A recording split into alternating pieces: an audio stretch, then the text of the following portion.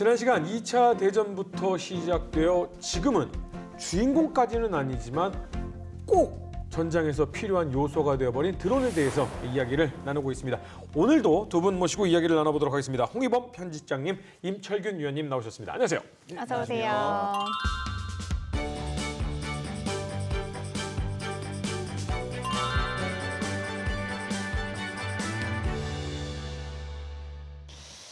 지난 시간 굉장히 재밌게 이야기를 나눴거든요. 근데 저는 이렇게 전쟁 무기가 발전할수록 걱정되는 부분이 조금 있습니다. 어떤 거요? 누군가는 이거를 눈부신 활약을 보면서 가만히 있지 않을 거거든요. 네. 그것이 바로 이제 중국과 러시아인데 과연 이들은 드론을 어떤 식으로 활용하게 될지 궁금합니다. 어떤가요? 중국은 인정하고 싶진 않지만 세계에서 드론이 가장 발달한 국가 중에 하나입니다. 특히 중국의 드론들은 육군과 공군 중심으로 급속도로 발전을 하고 있거든요. 네. 먼저 공군의 경우는 공지원 드론을 예로 들 수 있어요. 이게 중고도 장기체계형 공격 드론인데 미국의 프레데터 드론을 모방한 것으로 보여집니다. 근데 이 드론이 한 20시간 정도 날 수 있거든요. 그러면서 무장을 탑재를 해요. 중국의 주장으로는 중국산 공대지 미사일과 정밀 유도 로켓, 기타 폭탄들을 한 10여 종을 달 수 있다고 합니다. 그리고 레이저 표적 지식을 장착을 해서 정밀하게 유도를 할 수 있는 능력이 있대요. 이게 2011년도에 수출이 되기도 했거든요. 즉 성능이 검증된 모델이라는 거죠. 네. 중국 공군은 2010년부터 이 전투기 조종사 중에 퇴역한 파일럿들을 대상으로 해서 드론 조종사를 모집을 했고요. 2011년에 난징군구 공군사령부에서 중국의 첫 번째 UAV 부대인 95835 부대를 창설을 했습니다. 이 이후에는 유무인 복합 전투 역량을 증가시키기 위해서 2017년 말에 대규모 주야간 연속 공격 훈련을 실시를 했고 이걸 통해서 통합 목표 경매 훈련 평가를 진행을 합니다. 이걸 매년 진행을 하고 있어요. 또 최근에 2019년에 중화인민공화국 건국 70주년 기념 열병식에서 WZ-8 우전이라는 드론이 공개가 됐는데 이 드론은 40km 고고도에서 마하 4.5까지 비행할 수 있다고 중국이 주장을 합니다. 중국의 주장입니다. 그래서 미국의 군사전략 요충지인 괌까지도 그 항속거리 안에 들어온다고 주장을 하고 있거든요. 이게 무슨 말이냐? 중국이 가지고 있는 대함탄도탄인 둥펑 26T 그리고 HGV형, 즉 활공형 비행체처럼 생긴 미사일이 있어요. 둥펑 17. 저는 이거 급초음속은 아니라고 보는데 중국은 급초음속이라고 주장하는 미사일입니다. 어쨌든 이 미사일들을 유도를 해서 미국의 항모 전단을 요격하기 위한, 즉 반접근 지역 거부 전략, A2AD 전략의 핵심 전력으로서 기능을 하고 있죠. 최근에는 이게 우크라이나 러시아 전쟁의 교훈이 반영이 돼서 FPV 드론을 중국 병사가 조종하는 장면이 나옵니다. 그러면서 이제 자폭 공격을 625 벙커 안으로 들어서 터지기도 하고 전차 상부나 엔진을 때리는 훈련을 집중적으로 하고 있고요. 이런 것들이 만약에 북한에 넘어가면 심각한 위협이 될 수 있겠죠. 사실 드론이라는 것이 그냥 취미 생활로 느껴졌던 분들도 사실 굉장히 많이 있으셨을 텐데 이제는 군사 분야의 핵심이구나라는 게 확실히 느껴집니다. 러시아는 어떻습니까? 러시아 같은 경우는 우크라이나 러시아 전쟁에서 지금 직접적으로 그 드론을 온몸으로 느끼고 있잖아요. 그런데 이게 러시아군의 교리를 보면 공중 선도 정찰대라고 해서 이 드론 올란10, 엘론 SV, 그랜트4라는 드론들이 있는데 이걸 운영해가지고 선도 정찰을 하게 돼 있어요. 안 한 거예요. 안에서 우크라이나 군에게 오히려 된통 깨졌잖아요. 개전 초에 막대한 피해가 발생을 했는데 그럼 이 드론들을 왜 안 썼냐라고 좀 파고 들어가 볼 필요가 있는데 러시아군 장교들이 교리대로 움직이지를 않습니다. 지휘관들이 이 드론의 능력을 알고 이걸 써야 되는데 그렇게 쓰라고 배웠는데 배운 대로 안 하니까 막대한 피해가 발생한 겁니다.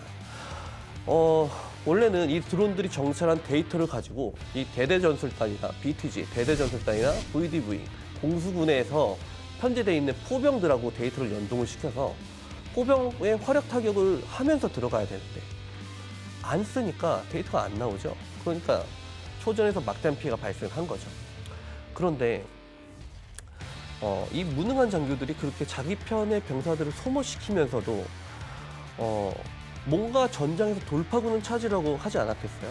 그러다 보니까 바흐무트 전투라는 게 발생을 했는데 남아도는 거는 병사들 뿐이고 장비는 별로 없고 하다 보니까 소비에트식의 돌격 전술을 한번 써본 거예요. 그냥 뭐 가서 다 죽던지 말던지 일단 일제파로 내보내보고 그래서 적의 진지가 식별되면 거기에 포병 사격 때리고 전형적인 2차 세계대전 때 소련의 독전대 전술을 썼는데 이게 의외로 먹힙니다. 왜냐? 이 우크라이나군이 날려대는 FPV 드론은 산계에서 접근하는 개별 보병들에게는 별다른 효과가 없었거든요. 그거 터트려서 병사 한두 명 사살하느니 전차나 자주포, 장갑차 터트리는 게 훨씬 더 가성비가 있죠. 이걸 알고 나서부터 러시아군이 이걸 정식 교리로 채택을 해서 이른바 스톰젯이라는 전술을 만듭니다. 이거 전군에 표준화시켰어요. 이 스톰젯은 100명의 병력으로 구성된 3개의 돌격 중대가 있는데 이 스톰젯 1개 소대는 장갑차 1대, 병사 12명 정도로 편성이 되고 여기에 드론병 2명이 들어갑니다. 그 중대 끝까지 드론이 들어간 거예요, 이제. 그래서 이 스톰젯 1제파가 2% 정도의 생존율을 남기고 적의 화력을 온몸으로 받으면서 전멸할 때까지 우크라이나군의 기관총 진지라든지 뭐 공용화기 진지라든지 대포병 레이더로 보이는 적의 자주포 진지라든지 이런 것들이 식별될 때까지 밀어붙이고 나서 그걸 식별한 러시아군 지휘관들이 이제 식별된 진지에다가 화력 타격을 가하고 진짜 이 본대인 이제파 전차 장갑차를 밀어넣어서 돌격을 하는 거. 이게 스톰젯 전술이거든요. 이걸 퍼부으면서 지금 우크라이나보다는 장비의 역량도 뒤처지고 근데 병사의 수는 많으니 전전선에 걸쳐서 지금 밀어붙이고 있는 형국입니다. 이름은 멋지게 갖다 붙이려고 했습니다만 총알바지들을 앞에 내세워서 적의 화력점을 찾겠다는 거잖아요. 그렇죠. 그게 얼마나 끔찍한 구시대적인 전술입니까? 맞습니다. 그러나 전술적 효용성은 있다라고 볼 수 있죠. 그러니까요. 그게 먹힌다는 게 사실상 문제점인 건데 이러고 있는 상황에서 우리 군도 가만히 있어서는 절대 안 되고 이에 맞서서 좀 대응해야 되는 점들이 좀 있을 텐데 우리 국군이 운영 중에 있는 드론은 어떤 게 있나요? 뭐 사실 우리 군도 이 무인기 드론 이런 것들의 중요성을 모르는 건 당연히 아니고 비교적 일찍부터 이 도입을 해왔습니다. 사실 80년대부터 시작한 걸로 알고 있으니까요. 지금 현재 나누자면 일단 뭐 소부대용으로 운용한 그 우리가 흔히 생각하는 그 드론이 뭐 멀티콥터용 드론이잖아요. 프로펠러 여러 개 달린 거.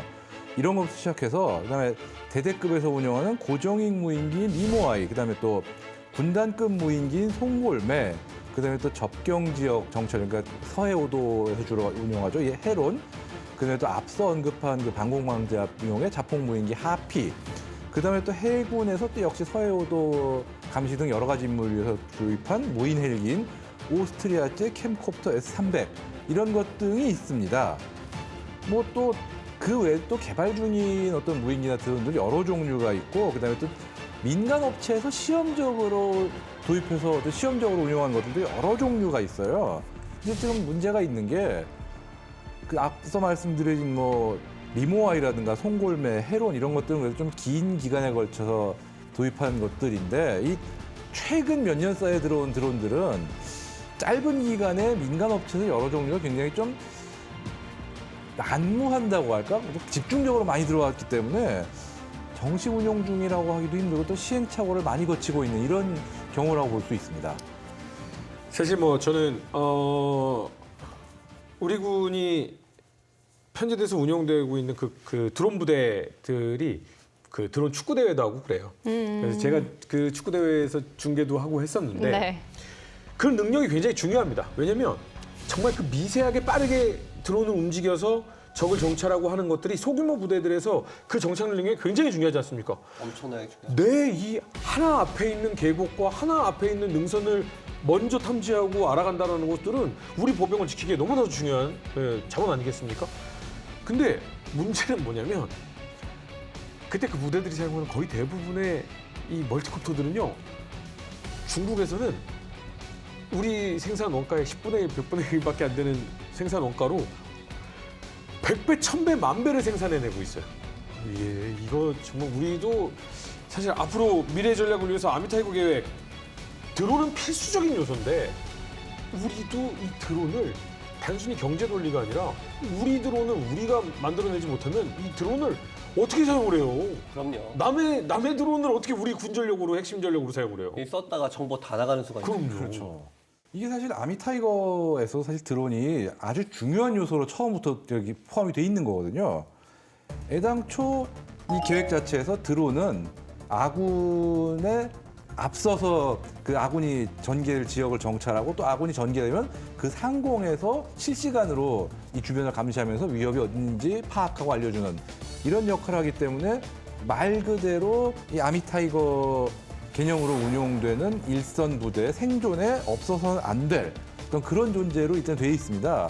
여기에 또 중요한 게 이 지금 군에서 기대하는 것 중에 하나가 우리 군의 열악한 통신 환경에서 이 드론이 어떤 중계 드론, 통신 중계 드론으로 사용될 수 있지 않을까 이런 것도 있고 또 최근에는 이 자폭 드론을 도입해서 일선 부대의 어떤 타격력을 높이려는 이런 시도도 굉장히 적극적으로 시도는 되고 있어요.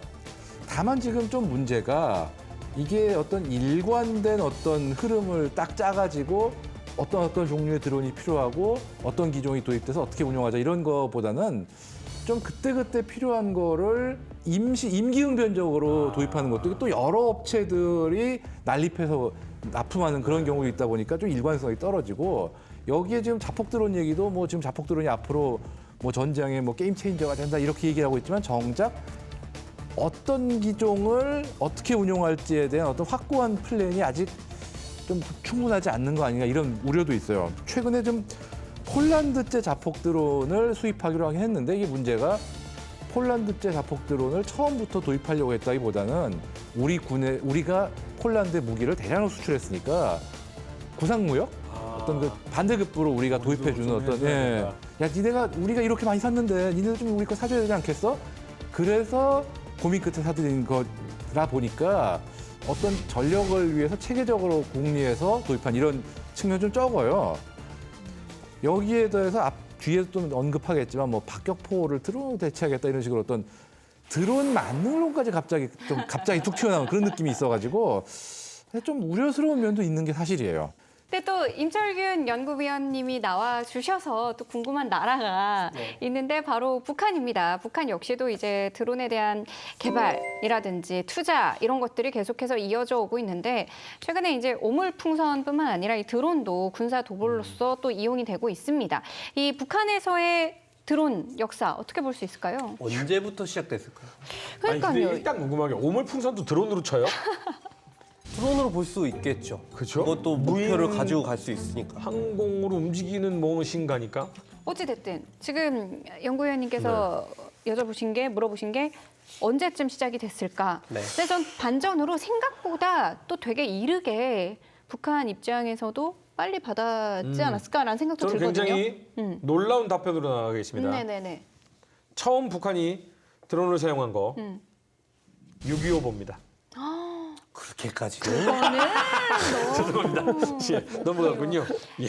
비슷하게 한 80년도? 조금만 더 앞으로 당기면 됩니다. 진짜요? 네. 1970년대부터 관심을 가지기 시작했습니다. 왜냐? 미군이 오산 기지에 파이어비 드론, 우리 아까 얘기했잖아요. 지난 네. 시간에.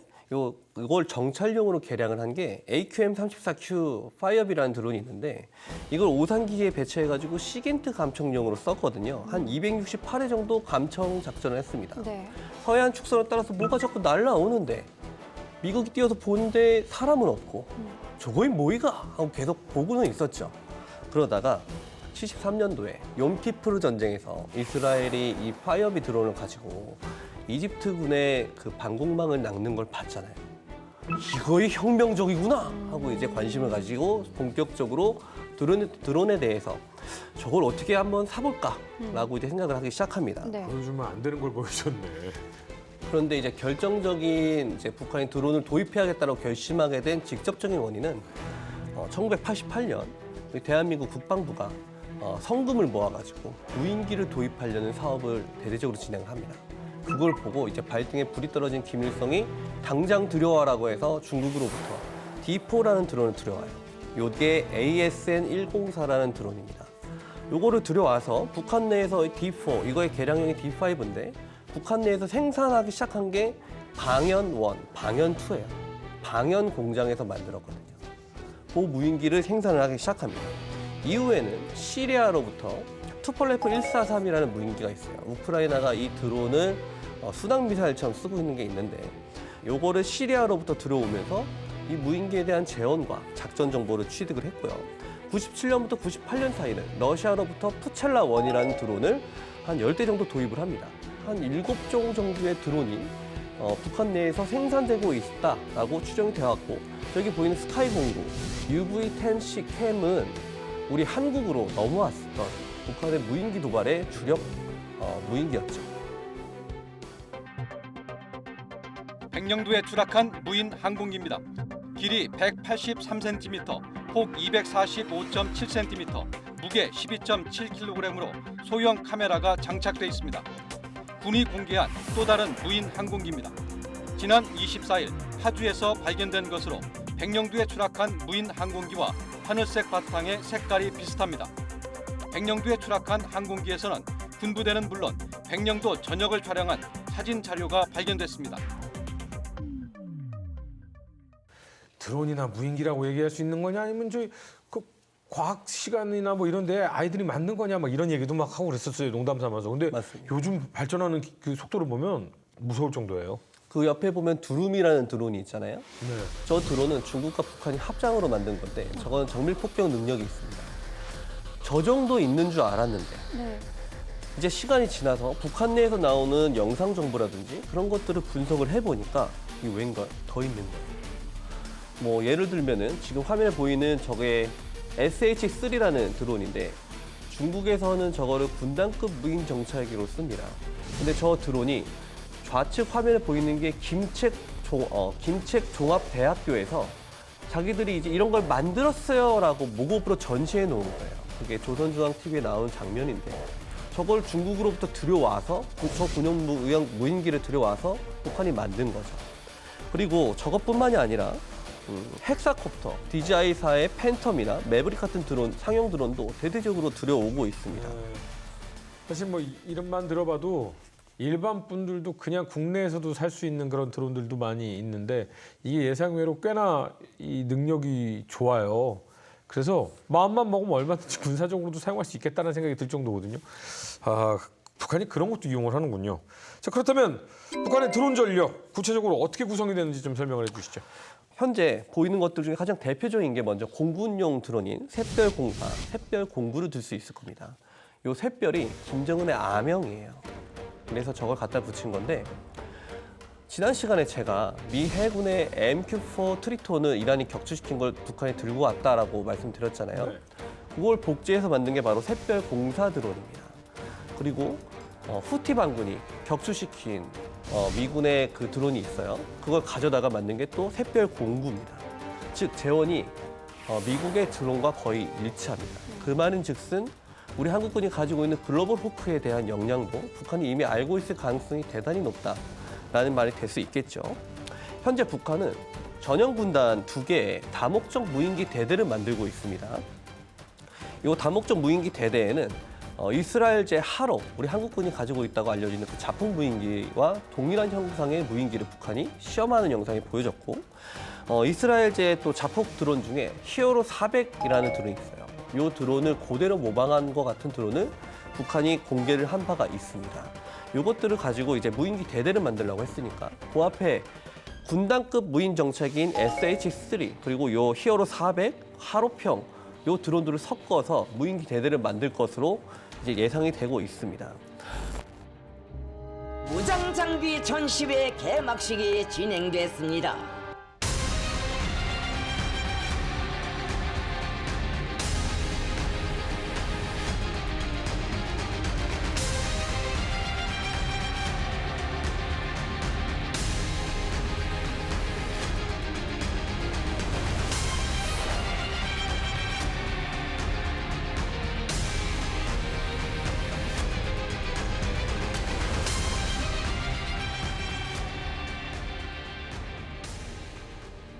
이런 것들을 교리적으로 봤을 때는 정찰 화력 복합체라는 것을 완성하기 위한 북한의 어떤 역량적 발전으로 볼 수 있고요. 4단급 제대로 내려오면 수리계 그리고 두루미 드론이 운영이 될 것 같습니다. 수리계는 2m급, 두루미는 3에서 5m급 드론으로 추정이 되고 있고요. 북한은 이들 드론으로부터 수집된 정찰 데이터들을 포병과 연동시키려는 노력을 기울이고 있어요. 근데 이번 이 우크라이나 전쟁을 살펴보면 일선 부대에서 사용하는 작은 드론들이 굉장히 맹활약을 했잖아요. 북한에서도 이런 드론을 활용을 하겠죠? 물론입니다. 연대대급에 주로 배치하고 있는 정황이 보이고 있는데요. 지금 좌측 화면에 보이는 가장 왼쪽에 보이는 게 북한의 농업기술국에서 우리가 이렇게 드론을 이용해서 농약을 뿌린다. 우리는 이렇게 자동화되어 있다라고 자랑을 하고 있는 모습입니다.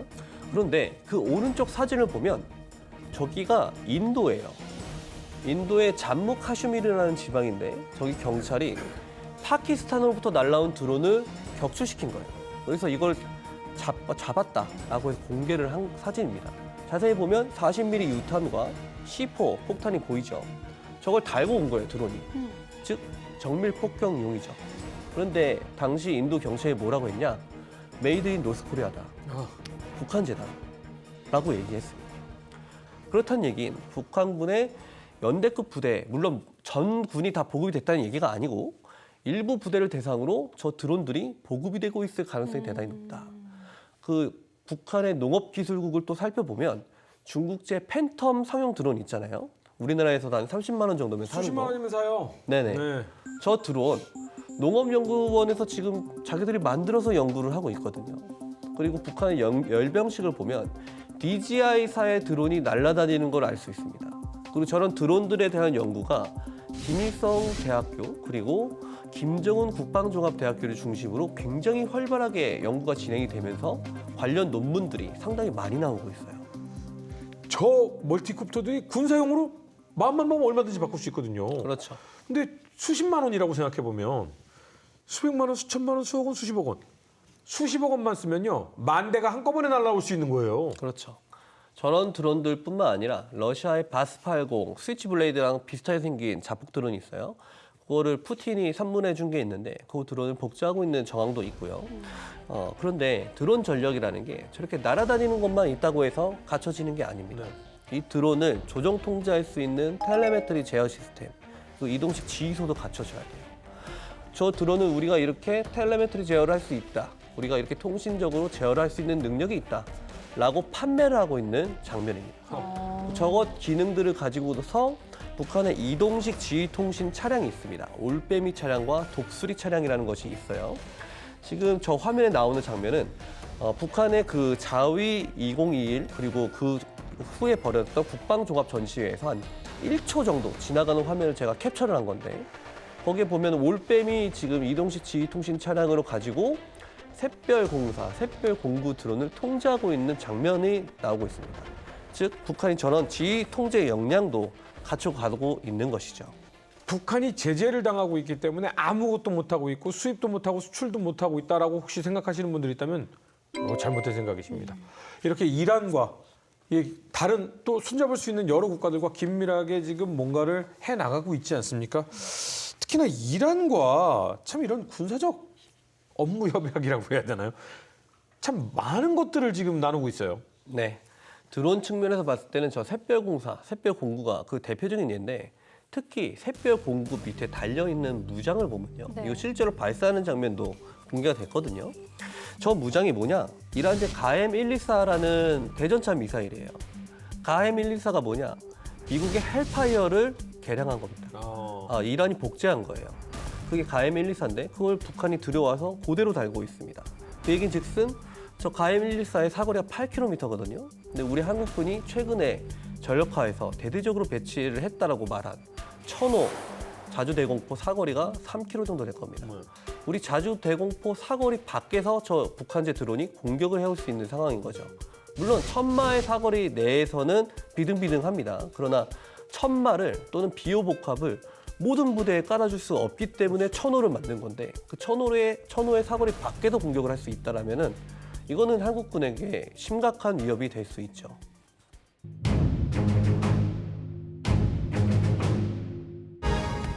이스라엘과 미국이 드론으로 큰 전과를 거두자 중국과 러시아도 드론에 투자를 시작한다. 최근 우크라이나 전쟁에서는 대량의 드론이 투입되면서 전장의 양상이 바뀌고 있다. 한편 이를 지켜보던 북한도 중국, 이란의 드론 기술을 도입하면서 관심을 기울이고 전략, 전술 용도로 다양한 드론을 전력화하면서 국군에게 심대한 위협으로 부상하고 있다. 네, 저희가 이렇게 계속해서 드론 이야기를 하다 보니까 우크라이나 전쟁 이야기를 좀 빼놓을 수 없을 것 같거든요. 이 우크라이나 전에서 드론전의 영역이 굉장히 확대된 느낌인데 이거는 또 어떻게 볼 수 있을까요? 예, 사실 뭐 우크라이나전에서 지금 드론이 어마어마하게 많이 쓰이고 있는데 사실 우리가 봐야 될 어떻게 보면 드론 그 자체보다 네. 드론을 쓰기 위한 환경을 조성하기 위해서 얼마나 노력하냐 이 부분이 되게 중요할 것 같아요. 지금 우크라이나 같은 경우 사실 개전 초기부터 그 스타링크라는 게 지금까지도 인구에 회자되고 있지 않습니까? 근데 이 스타링크 하나만 있는 게 아니라 지금 우크라이나가 드론을 그냥 드론만 만드는 게 아니라 그 드론을 야전에서 어떻게 운용하는지 거기에 필수적인 어떤 통신 네트워크 이 분야에 엄청나게 투자를 많이 하고 있어요. 왜냐면은 아무리 드론이 많이 갖고 있어도 그거를 조종하고 그다음에 또 드론에서 보내주는 어떤 영상 정보를 실시간에 전송받을 수 없으면 그게 불가능하거든요. 네. 근데 이게 예전 같으면은 그냥 통신만 하면 됐지만 이제는 영상까지 하다 보니까 이 영상 데이터 양도 엄청나게 늘었고 그 데이터 양을 왔다 갔다 주고받기 위한 어떤 통신 네트워크 그리고 그걸 처리하기 위한 어떤 데이터 처리 능력 이런 것들이 굉장히 예전에는 상상도 못할 정도로 요구가 된 거예요. 그러다 보니까 우크라이나 군이 기존의 어떤 군용 통신 체계뿐이 아니라 나토에서 지원받은 군용 통신 어떤 데이터 링크나 이런 체계만으로 끝내질 않고 상용 민수용 장비들도 대량으로 도입을 해가지고 이 우크라이나군이 얼마 전에 그 대대급 부대 그 야전 지휘소를 공개를 한 적이 있어요. 근데 거기에 보고 되게 중요한 게 어떤 웬만한 기업 수준의 서버룸을 갖추고 있더라고요. 왜냐? 데이터가 엄청나게 많이 왔다 갔다 하니까 그거를 한 대도 아니고 여러 대 드론의 어떤 데이터를 동시에 취급하다 보면은 그 정도 설비를 갖춰야 되는 거예요. 이거는 사실 우크라이나 군뿐만이 아니라 미군도 마찬가지인 게 제가 미군의 스트라이커 대대가 우리나라에 전개했을 때 그 부대 훈련을 취재한 적이 있어요. 근데 그때 미군이 그 대대 지휘소를 취재를 시켜주더라고요. 물론 사진은 찍으면 안 된다고 하지만 구경을 시켜주는데 거기도 어떤 서버라든가 뭐 네트워크 라우터 이런 게 민수용 장비들을 가져와 가지고는 아주 정말 웬만한 회사 수준으로 갖춰놨어요. 그런 걸 보고 야 이게 정말 이 드론 시대 그리고 현대 네트워크전 시대는 정말 당연한 얘기지만 네트워크와 통신의 어떤 중요성이 굉장히 중요하구나. 그런 게 있고 또 하나 중요한 게 전자전. 지금 이거는 러시아, 우크라이나 양측 모두 아주 전자전 그 방식에 혈안을 기울여 전쟁에 투자를 하고 있어요. 정말 이 야전에서 전자전 차량은 물론이고 흔히 드론건이라고 하죠. 그 드론이 왔을 때 전파 방해를 하기 위한 드론 제밍 장비 이런 것들을 정말 어마어마하게 사용하고 있고 또 이 교체 주기도 연 단위로 가는 게 아니라 월 단위로 해가지고 정말 시시각각 바뀝니다. 이러지 않고서는 이 야전에서 정말 시시각각 바뀌는 적 드론의 정보 이런 거를 대응을 못한다고 그러더라고요. 정말 이런 것들에 대한 투자가 제대로 되지 않으면은 드론 운영 못합니다. 그래서 지금 편집자님께서 잘 말씀해 주셨는데 저 전자전에 관한 장비들이 이제는 한국군에 적어도 대대급 부대는 다 배치가 돼야 되는 상황이 됐어요. 제가 군 생활할 때까지만 해도 사실 야전에 나가서 훈련을 하면 우리도 86라는 체계를 가지고 이제 통제를 하거든요. 지휘 통제를 하는데 통신 장교들이 열심히 설치를 해놓으면 56K 모뎀 정도 속도가 나왔었습니다. 물론 지금은 많이 발전했을 거예요. 그래서 문서 하나 다운받는데 엄청 오래 걸리거든요. 무슨 56K면 이게 그 옛날 도트 프린트 나오듯이 사진이 이렇게 나오잖아요. 네네네. 그리고 중간에 끊어지죠. 그러다 보니까 이런 통신 역량 그리고 전자전에 관련된 역량들이 굉장히 많이 요구가 되고 있고요. 그것보다도 중요한 게 있는데 군인들 특히 장교들이 생각의 지평선을 넓혀야 되는 시대가 왔습니다. 이 드론이 단순히 드론을 가지고 정찰하거나 자폭 공격하거나 이것만 쓰지 않거든요. 드론으로 드론을 유격하는 공대공 전투도 기획할 수 있어야 돼요. 그 회랑에 대한 시간 분리, 고도 분리 이런 거 다 할 수 있어야 되거든요.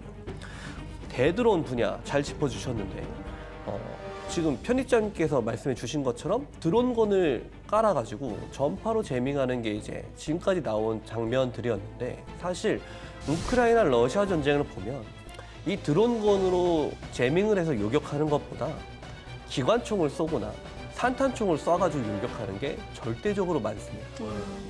즉, 왜 그러냐? 우크라이나도 마찬가지고 러시아도 마찬가지고 이 드론을 운영하는 주파수를 편집장님 말씀해 주신 것처럼 월 단위로 바꿔요. 그러면 드론건의 재밍도 맞춰서 월 단위로 바꿔야 되거든요. 이게 당연히 못 쫓아가죠. 전장의 소요를. 그러다 보니까 즉석에서 쏠 수 있는 산탄총이 굉장히 유행이 돼가고 있습니다. 호주라든지 서방의 다른 군사 선진국들은 이 산탄총으로 드론을 유격하는 연습을 많이 하고 있어요. 그래서 우리 한국군도 지금 이제 시가전이 많이 대두되고 있고 드론에 대한 위협이 커지고 있으니까 보병 분대에 산탄총 사수들을 배치하는 방안을 진지하게 강구해야 되는 시대가 됐다고 말씀드릴 수 있는 겁니다. 앞으로의 드론은 어떻게 변모해 나가게 될까요? 예, 사실 드론 전력이 뭐 당연한 얘기지만 뭐 앞으로 더 고도화 첨단화된다 이렇게 정말 하나만 한 얘기도 할 수 있죠. 뭐 근데 진짜 이게 예측을 해서 얘기가 쉽지 않은 게 사실 지난 10년 사이의 어떤 이 분야의 발전이라는 게 정말 눈이 휙휙 돌아갈 정도이기 때문에 정말 예측이 힘들긴 해요. 확실한 것은 어떤 대형의 고정익 드론의 발전보다는 아무래도 멀티콥터형 같이 통상적인 형태가 아닌 그런 중소형 드론들 이쪽에서 발전이 정말 굉장히 빠르게 될 거다. 이렇게 볼 수가 있을 거라고 봐요. 특히 이제 중대형 고정익 드론들은 이 방공망에 취약할 수밖에 없어요. 결국은 비행기에 가까운 거니까 실제로 그 중형 이상의 고정익 드론은 이 우리가 그 방공망 훈련에 사용하는 그 타겟 표적 드론 크기 정도 되기 때문에 마음 먹으면 방공망으로 격추가 가능한 상황입니다. 그렇기 때문에 일단 방공망이 쉽게 포착하기 힘든 어떤 작고 고성능 드론들이 특히 집중적으로 발전할 건 확실하고요. 여기에 또 이 적의 어떤 방어망을 포화시킬 군집 드론, 이 여러 대가 한꺼번에 운용되는 군집 드론 분야에도 앞으로 군사적으로 더 많은 투자가 이어질 건 확실하고요. 그리고 이제 앞으로 어떻게 될지 쉽게 예측은 못하지만 아주 확실하게 적용될 거다고 예측할 수 있는 게 어쩌면 지금 어떤 면에서 보면 이미 예측이 적용이 시작됐죠. 바로 AI, 인공지능. 사실 지금까지 어떤 사람에 의해서 원격 조종되는 어떤 그 드론들은 사람이 조종한다는 면에서 인간의 감각이라는 한계가 있었거든요. 근데 이제 앞으로 AI가 적용되면은 설령 원격 조종이라고 해도 어떤 인간의 감각과 결정 이 부분에서 AI에 의해서 어떤 기존 인간 감각의 한계를 많이 단축할 수 있고 아마 경우에 따라서는 완전 자율화된 AI 드론도 어떻게 보면 지금 기술적으로 가능은 해요. 그렇죠. 예. 그런 만큼 AI와 드론의 결합은 어떻게 보면 이미 시작된 단계다 이렇게 볼 수 있습니다. 결국 그 AI가 소프트웨어적인 면이 이제 딥러닝과 이제 합쳐지잖아요. 그렇죠. 저는 가끔 전 세계에서 드론을 생산하는 능력은 대한민국이 좀 뒤처질지 몰라도 드론 쇼를 보면요 대한민국이 최고다라는 생각이 들거든요. 가끔 그런 생각을 해요. 저는 밀리터리나 역사를 진행을 하는 사람의 입장이다 보니까 저게 프로그래밍된 군사 드론이 저런 식으로 작전을 펼친다면 어떨까? 소름 끼치는 거예요.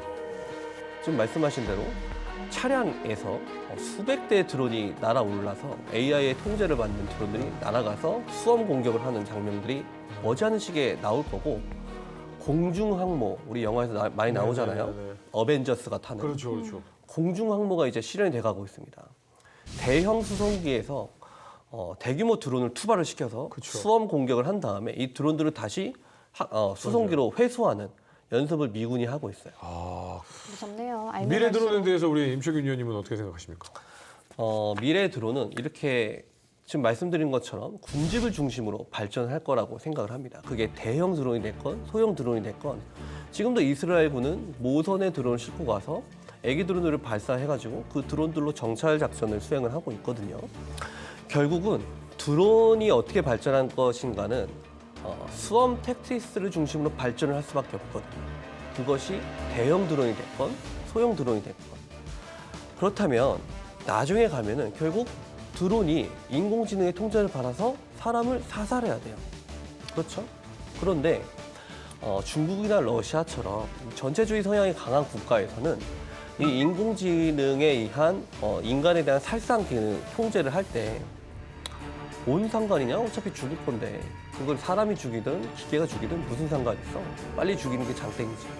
이렇게 생각하는 경향이 있습니다. 그래서 인공지능의 자율성을 최대한으로 부여하려는 경향이 있어요. 그런데 인권을 중시하는 서방 세계, 대한민국에 속해 있는 그리고 미국에 속해 있는 이런 진영의 입장에서는 아무리 그래도 기계가 사람을 죽이도록 판단하게 하면 어떡하냐. 터미네이터 도래하면 어떡하냐. 이런 생각들이 있거든요. 그래서 이 부분을 시청자 여러분을 포함해서 많은 분들이 집단지성으로 한번 고민을 해봐야 되는 부분이라고 저는 생각합니다. 자칫 잘못하면 러시아나 중국 때문에 지구가 멸망할 수 있겠는데요. 이미 그런 터미네이터 것들이 나오는데요? 나오고 있습니다. 전장에서. 무제한으로 풀어버리면 그게 바로 저희가 항상 영화에서 많이 봤던 스스로 생각하고 스스로 인류를 말살할 수 있는 기계 문명의 도래 뭐 이런 느낌이. 그렇죠. 무서운데요. 이렇게 해서 지난 시간부터 이번 시간까지 이 드론의 시작부터 현대전의 드론의 전력까지 조금 살펴봤는데요. 앞으로 이제 미래전의 핵심, 어떻게 보면 게임 체인저의 역할을 하는 드론의 전력에 대해서 이제 각국이 다 노력을 가하고 있는 시점이 됐습니다. 마지막으로 이런 시점에서 우리 국군은 어떤 노력을 좀 가해야 하는지 좀 짧게 짚어보도록 할까요? 일단 다른 것보다 드론을 어떻게 뭘 도입해서 어떻게 운용할지에 대한 체계적인 어떤 발상이 필요하다고요. 물론 드론이 변화가 빠르니까 빨리빨리 들어야 된다. 여러 종류를 도입해야 된다. 그 말 자체는 맞지만 그래도 일단 틀은 잡아야 되거든요. 근데 그 틀이 지금 잘 갖춰졌냐가 좀 의문이 있고 미국 같은 경우는 정말 다양한 종류의 드론을 빨리빨리 도입은 하고 있지만 그러면 다 카테고리 다 잡아가지고 뭐 카테고리 A, B, C 이런 식으로 한 다음에 그 틀에 맞춰가지고 굉장히 체계적으로 좀 도입들을 하고 있어요, 지금. 근데 지금 우리 군이 좀 그런 거가 좀 약간 좀 뒤떨어지는 게 아닌가 약간 의구심이 좀 들고 토지환경 개선. 사실 이 분야에 대한 투자가 제대로 되지 않으면은 정말 참 앞으로 미래가 참 쉽지 않다 이렇게 보이는데 좀 극단적인 얘기인데 재작년이었나 작년이었나 그 아미타이거 개념을 시연을 하면서 드론을 띄우는데 그 드론에서 어떤 촬영한 정보를 가지고 표적 유도를 하는데 그 드론 오퍼레이터가 자기 그 콘솔의 화면을 보면서 그 드론이 따준 좌표를 무전기로 말을 해서 전송을 하더라고요. 아하. 지금 이상적인 거는 그 데이터가 실시간으로 뭐 포병대 전송이 돼야 되는데 그걸 무전기 붙잡고 말을 하고 있더라고요, 지금. 또 어떤 그런 상황이라는 게 좀 참 그러니까 그런 문제를 빨리 해결하지 않으면 안 되는 게 있고 그다음에 또 한편에서는 뭐 공격 헬기도 필요 없고 박격포도 필요 없고 다 드론이면 되지 않는 식으로 또 드론 만능론이 갑자기 확 지금 나오고 있는 판인데 이게 어느 시대든 간에 어떤 새로운 무기가 나왔을 때 그게 만능론이 나오고 그걸로 인해서 다른 무기들을 대체하면 된다 그러면 무용론이 나오고 이게 굉장히 좋지 않은 신호거든요.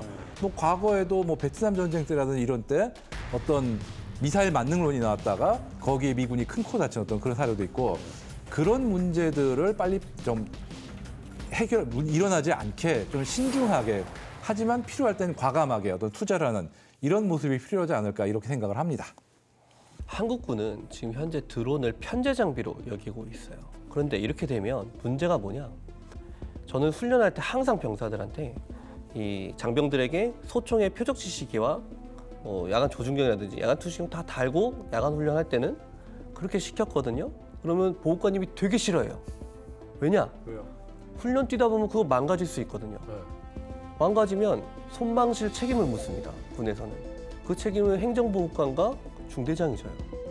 물론 그게 보험이 들어져 있긴 한데 그렇다 하더라도 군수장비 점검 받을 때 손망실 사유가 나오면 당연히 못 쓰게 하겠죠.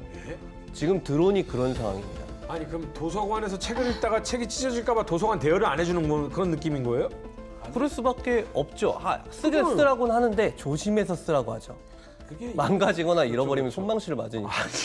근데 그러다 보니까 이 드론이 이렇게 편제 장비로 잡혀 있으면 실제로 일선에 계신 주임원사님들이나 이런 부사관분들께서 고충을 호소하시는 게 리모아이 드론 저거 비싸거든요. 네. 근데 저거 손으로 날렸다가 회수해야 되는데 해서 잘못해서 땅으로 경우 떨어지면 있죠. 망가질 수도 있잖아요. 비싸니까 손방실 액수가 단위가 다르거든요. 그렇죠.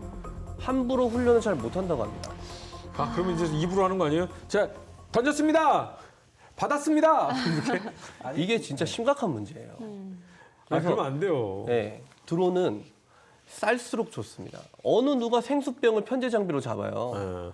한 사람당 특정 드론병이라는 편제를 가진 병사가 운영할 게 아니라 모든 소총수가 드론을 운영할 수 있어야 돼요. 그 소총수 한 명 한 명이 개인의 군장에 FPV 드론을 5대, 6대 이상 들고 다닐 수 있도록 해줘야 돼요. 최대한 싼 걸로. 지금 병사들이요. 가기 전에 다 드론 갖고 놀다 갔어요.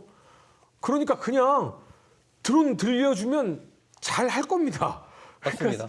싼 드론으로 많이 병사들에게 체험하게 해줘도 되는데. 그래서 이게 우리가 우크라이나 군의 드론병 양성 프로그램을 주목해서 봐야 될 필요가 여기에 있습니다. 우크라이나 군은 굉장히 단시간에 다량의 드론병을 양성해냈거든요.